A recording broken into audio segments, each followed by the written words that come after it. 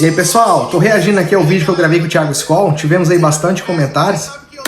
Uma das coisas que eu gostei bastante é que o Thiago, ele levou esse vídeo mais pro lado de humor. Se você vê o histórico de vídeo do Thiago, não tem tanto humor.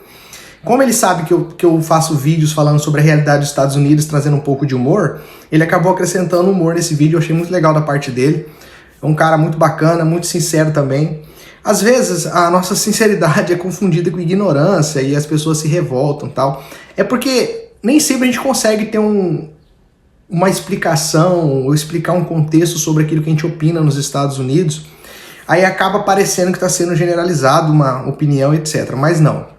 A gente está aqui, deixa eu ver se eu consigo melhorar essa imagem.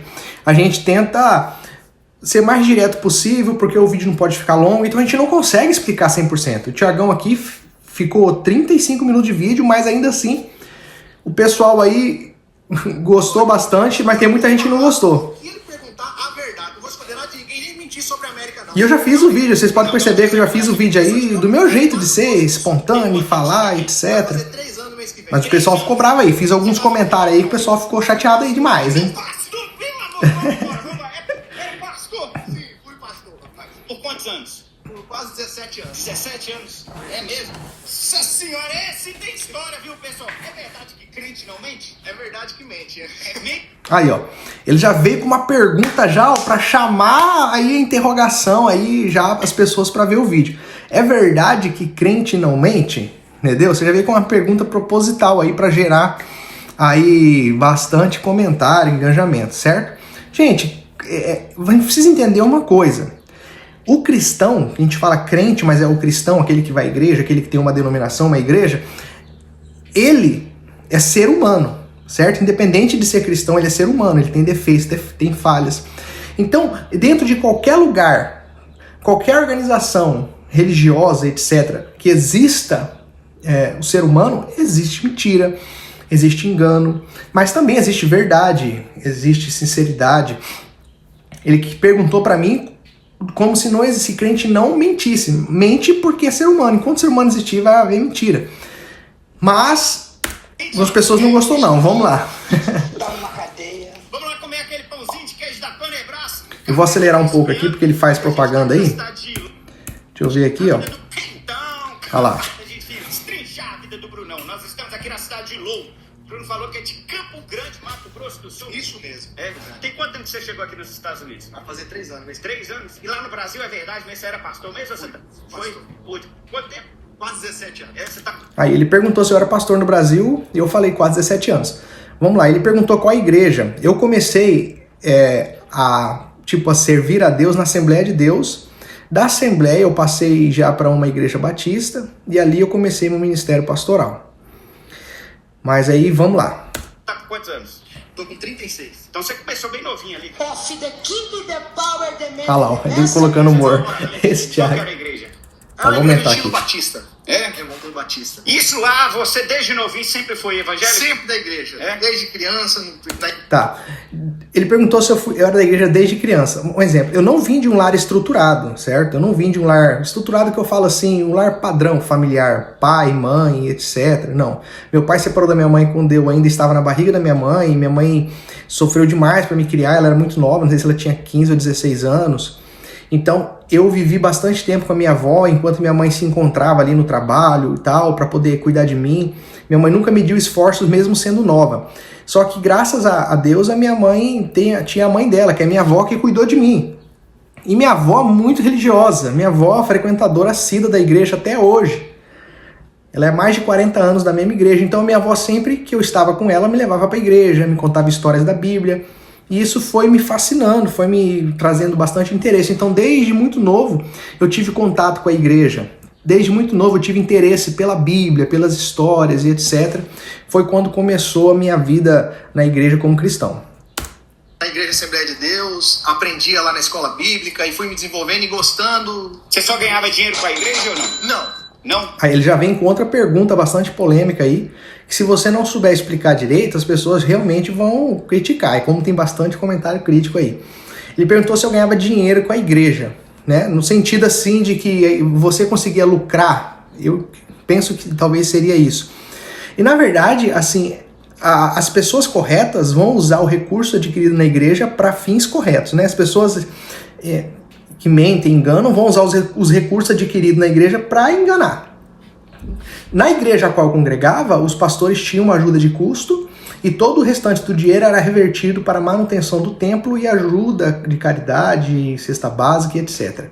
Era uma igreja que tinha bastante princípios que eu até admirava. Um deles era você não precisava colocar nome no envelope de dízimo e oferta, você contribuía sem se identificar. Isso era muito bom, que não te fazia ficar preso a ninguém, a nada. Então vamos lá. Não. Ganhava mais, tinha outro business lá? Eu trabalhava por fora e nos últimos anos eu tinha um restaurante. E o que deu no restaurante? Pandemia chegou, fechou o restaurante, eu já estava passando uma transição dentro de mim com a igreja e acabei decidindo ter uma mudança total. A igreja dá dinheiro como pastor? Não, para você ganhar dinheiro, não. E novamente ele perguntou, você viu aí, a igreja dá dinheiro como pastor? Como se, tipo assim, pastor era uma profissão que eu estava atuando, eu não era chamado de Deus, eu tinha uma atuação como pastor e a igreja eu ganhava dinheiro com isso. Como se eu trabalhasse pelo dinheiro, se eu fosse pastor pelo dinheiro. A pergunta dá-se entender isso, que ele quis dizer isso e eu estou tentando explicar, mas com certeza o Thiago Sewell estava tentando trazer um diálogo ali de explicação, de engajamento do vídeo também, e aguçar ali as pessoas a comentarem sobre minha resposta. Então, não tinha como ter uma explicação muito clara sobre isso, né? Agora, com certeza existem muitos líderes religiosos aí que usam a igreja para ganhar dinheiro, assim como tem muitos que estão ali realmente com o coração voltado a servir a Deus, a obra de Deus e ajudar o próximo. A igreja pode manter o pastor.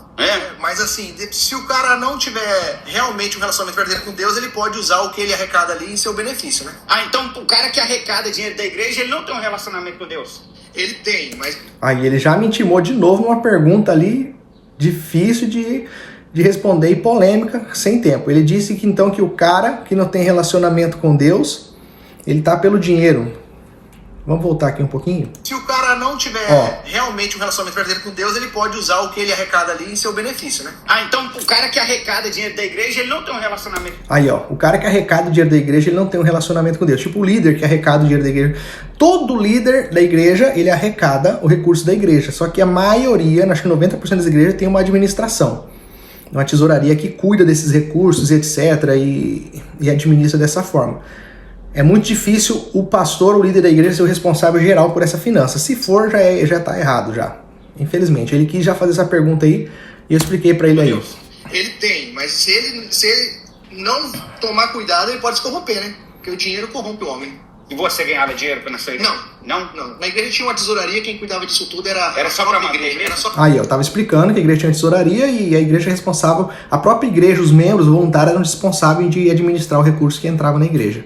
Voluntário, né? Não era obrigatório você contribuir, era voluntário. Pra manter. Aí você tinha um restaurante também lá em Campo Grande mesmo? Não, esse restaurante era em Mato Grosso. Mato Grosso, eu faço confusão Mato Grosso do Sul, Mato Grosso toda hora, rapaz. Muita gente confunde mesmo. Mato Grosso do Sul é um e Mato Grosso é outro. Só que ficam um do lado do outro, né? O nome é muito parecido. A única coisa que diferencia ali é o Mato Grosso do Sul. É onde eu morava.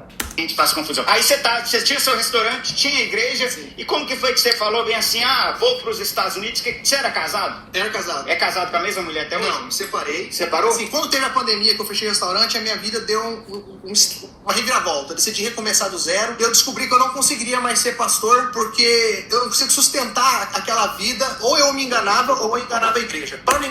Então, essa parte aqui, muita gente falou aí que eu era mentiroso, etc. Deixa eu explicar aqui de uma forma mais clara para vocês. Eu fui muito novo, pastor. Eu fui muito novo.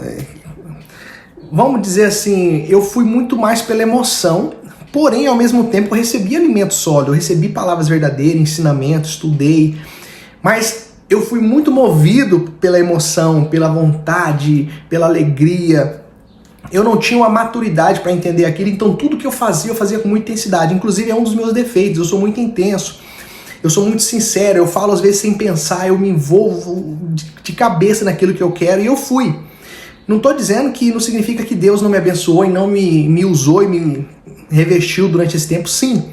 Só que com o passar do tempo eu fui amadurecendo e enxergando os erros que eu cometi pela imaturidade e o preço que eu estava pagando por isso. Porque depois você vai começando a observar e ver que não era bem aquilo que você imaginava, vai cair na sua ficha, a realidade vai chegando, igual aos Estados Unidos.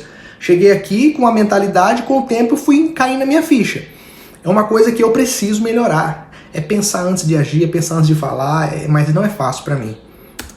Enganar a igreja, as pessoas, e nem me enganar, eu decidi recomeçar minha vida. É verdade que mente. O que você fala, você? Tá vendo aí? Ele já jogou um trocadilho ali pra poder falar que talvez eu estaria mentindo. Mas eu entendo que foi tudo para engajamento e eu disse pro Thiago Skol que poderia fazer isso para que gerasse engajamento, que as pessoas comentassem, para que as pessoas vissem o vídeo. Então eu não fiquei chateado de nenhuma forma, achei muito interessante, muito legal. Então, eu disse pro Thiago que eu não queria continuar como pastor porque eu não conseguia mais sustentar a minha vida diante de Deus, as responsabilidades diante da pressão que eu estava sentindo. Eu estava chegando a um ponto na minha vida, eu estava chegando a entrar em depressão, eu estava pensando em suicídio. Se eu não saísse daquela realidade que eu estava ali, eu poderia não estar aqui hoje. Tá? Eu não vou entrar nesse assunto profundamente, é uma coisa muito delicada, mas poucas pessoas vão entender. Quem conhece meu coração sabe da minha sinceridade, do que eu estou falando, quem não conhece, infelizmente, vai julgar.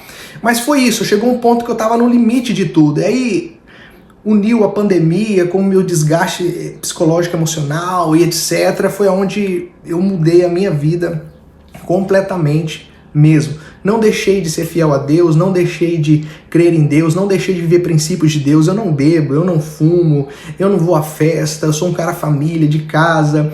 E não é porque a religião não permite, é porque não faz parte da minha vida esse tipo de conduta. E sou muito feliz, respeito todo mundo, qualquer religião, qualquer pessoa. Eu tenho liberdade de conversar, de dialogar e respeito a opinião de todo mundo. É o meu jeito. Você não se enganava. É porque, assim, o meu início na igreja foi, assim, tudo envolvendo com muito amor, muita vontade, muita sede. Eu não tive maturidade. Então eu acabei Aí eu tentando explicar. E depois, com o tempo, eu fui descobrindo como realmente as coisas funcionam, como é. E muita coisa eu não concordava. E eu fazia por obediência. E aquela luta dentro de mim, aquela guerra de ter uma postura que às vezes eu não tinha. Eu sou muito sincero com as coisas. Até chegava uma mãe pra mim falando assim: meu filho tá viciado no videogame, eu queria que você orasse por ele. Eu falei: não, o problema não é seu filho, é você. Porque é você que deu o videogame pra ele. Então, aí, ó. Aí, esse aí também muita gente criticou. O que eu quis dizer é que quando eu era pastor, eu não enganava as pessoas no que ela precisava melhorar. Eu não, tipo assim, eu não quero perder a ovelha, eu não quero perder o dizimista, eu não quero que a pessoa saia da igreja, eu não quero, porque aquela pessoa tem um potencial de contribuir. Eu não passava o pano, sabe? Eu não alisava. Eu era muito duro, vamos dizer assim, nas minhas palavras. A pessoa chegava pra mim pra pedir um conselho, alguma coisa, e eu expunha, não sei se é assim que fala, mostrava para a pessoa aonde estava a raiz do problema. E às vezes as pessoas, elas não gostavam de mim por isso, porque elas iam atrás de mim para pedir uma ajuda, um conselho, e eu acabava mexendo na ferida. Diferente de muitos lugares que infelizmente lambe a ferida, né? E Deus não se agrada disso, então eu tinha essa espontaneidade de chegar e falar para qualquer pessoa, independente do que fosse, que a raiz do problema não era onde ela estava colocando, era ela mesma. E era isso que acontecia. Era tipo assim, eu falava na cara, na lata, isso me prejudicava demais. E essa história que você falou pra mim em off, que você foi casado com a sua mulher lá no Brasil por conta da igreja? Não, eu casei porque eu queria assumir o ministério pastoral e na minha igreja, na época, você só podia ser pastor casado. Então eu me envolvi, gostava assim, da minha esposa, gostei dela, mas assim, o maior objetivo era casar pra poder se tornar pastor. Isso aí deu pra explicar bem, né? Essa finalidade de se tornar pastor. E o casamento foi, eu descobri isso depois e... E você gostou? Deve ter gostado, né? Assim, de ter que ser pastor? Cara, foi bom. Foi bom. Eu não tinha como explicar melhor. Ele perguntou se eu gostei de ser pastor. Na verdade, nem gostar. O tempo que eu vivi na igreja, que foram quase 17 anos, me trouxe muita, mas muita maturidade. Cara, se não fosse a igreja, eu ia ser muito mais louco do que eu sou hoje. Muito mais doido. A igreja me amadureceu demais da conta, demais. Hoje tem muita coisa que eu consigo refletir, que eu consigo melhorar, que eu consigo fazer por conta daquilo que eu aprendi na igreja, os ensinamentos de Deus. Eu aprendi princípios de Deus para minha vida. Existe uma diferença entre dogma e princípio, em doutrina. Dogma é leis que homens estabelecem para a igreja. Doutrina é ensinamentos de Deus para a igreja, para as pessoas. E foi o que eu adquiri para minha vida. E como que foi o negócio de vir para os Estados Unidos? Que você chega aqui em 2022. Foi, 2022. O restaurante deve tava ruim das pernas por conta da A pandemia pandemia. fechou demais, a gente tentou o máximo possível, mas aí nessa transição, nesse momento eu decidi desistir do Ministério Pastoral, me separei, entreguei o restaurante, fui pra Rondônia trabalhar. Foi fazer o que lá em Rondônia? Fui aprender a mexer com máquina. Máquina pesada! O camarada pregava e foi operar máquina pesada. Máquina pesada. E você nem sabia nada, não? Nada. Fui aprender a mexer com esteira no meio com uma mata virgem. E aprendeu? Não. Ele usou piada aí. E lá você... Mas deixa eu acelerar o vídeo aqui, que essa parte aqui Introducing passou. Gemini in Google Slides. Cara, eu não tenho YouTube Premium, AI that cara. takes what you're envisioning Deixa eu mudar and aqui. generates custom images with a single prompt. Passar aqui. Deixa eu acelerar o vídeo aqui. Pra gente pegar Deus uma... abençoe a nossa travessia de droga, que chegamos lá em Aqui, ó. paz. Isso aqui é importante, ó. Estados Unidos e mente que negócio de asilo, a grande maioria você sabe que é mentira. Sim. O que você acha disso? Eu acho que é tudo mentira. Eu acho que é verdade, assim, as pessoas acabam usando a religião pra justificar os seus erros. Então muita gente fala assim, eu sou crente, mas eu tô indo lá porque Deus tá me levando pelo deserto. É a mesma coisa que você pegar os traficantes de droga, reunir todo mundo que vai passar droga pelo México ali e falar, Deus abençoe a nossa travessia de droga, que chegamos lá em paz e segurança. Ele usa a fé dele em favor próprio, mesmo que isso quebre o princípio de Deus e da palavra de Deus. Então, isso aí, gente, que eu comentei, é algo real, tá? Eu presenciei no Paraguai uma vez, uma ida no Paraguai, pessoas que estavam traficando mercadorias, inclusive até drogas, orando antes de atravessar a fronteira e chegar no Brasil.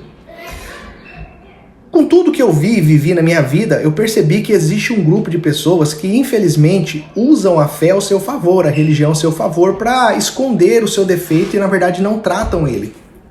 Então tem muitas pessoas que enganam, que mentem, que escondem e vão para a igreja para poder, parece que, se justificar, que está se tratando, etc. Mas cada um vai usar a sua fé e o Deus que crê em seu favor. Infelizmente, é isso. É difícil alguém falar, assumir, então, eu errei, tô errado, quero melhorar, quero mudar isso. Não, as pessoas sempre vão se justificar e é o que acontece. Então hoje em dia o ser humano tá assim.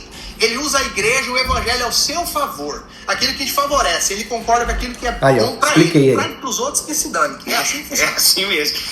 Ó, já deu 17 minutos de vídeo, eu não quero ficar que esse vídeo fique muito longo. Vou dar essa explicação até aqui. Se esse vídeo der visualização, der comentários, eu vou continuar aqui na parte mais dura que eu falei aqui sobre as pessoas que têm schedule aqui nos Estados Unidos, companhia, e estão na igreja, mas estão explorando as pessoas aqui, os brasileiros. Obrigado por ter ficado até aqui. Esse é o meu primeiro react, eu não sei como que fala isso, é a primeira vez que eu tô gravando, de uma forma que bem inusitada. Espero que você tenha gostado. Se gostou, eu vou gravar a continuação até o final no próximo vídeo. E aguardo você aqui de novo, viu? Fica com Deus. Deus abençoe sua casa, sua família e sua vida. E até o próximo vídeo.